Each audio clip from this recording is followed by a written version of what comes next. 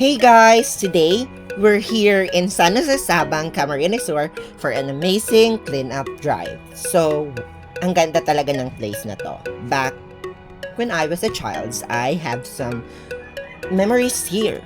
But, as you can see, may kalat din. So, we're teaming up with the locals or the community today to make a change. Because taking care of our action isn't just about picking up trash, it's also about good governance. And another thing is, I am a volunteer along with my friend. It is, but you know what? It is our responsibility to make sure places like this are protected for future generations. Let's make a difference today. Alright guys, officially starting, we have had a briefing from the host or from the local government of San Jose.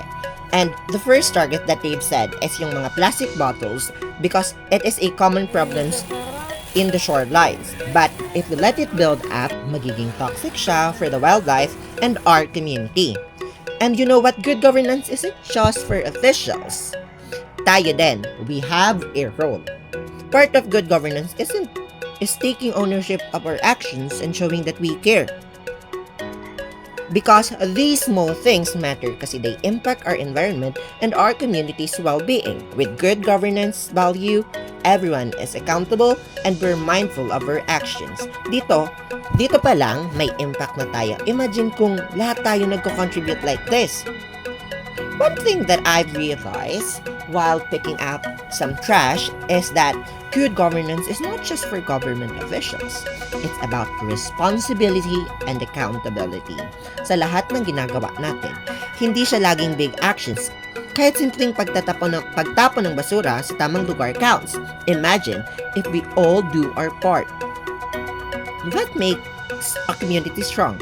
Everyone from the officials down to the citizens nagko-cooperate working towards one goal. And if you're thinking of organizing your own cleanup drive, a cleanup in somewhere like it can be along with the shorelines or tree planting or anything, here's the tips that I can give you. First is you have to bring gloves. And another is yung tongs. But if you don't have, you can use your sticks. And separate bags para sa recyclable and non-recyclable. Good governance means managing resources responsibly. And that includes waste management, sorting out trash. Because this way is a small step towards a bigger goal. Kasi if we are aware of our impact, we can help create long-term solutions, di ba? So, after hours of picking up trash, we encountered our professors in our university. And it felt so fulfilling because we did not expect them. Yeah, nakakapagod siya pero super worth it. And when you see this place so much cleaner, ibang feeling talaga.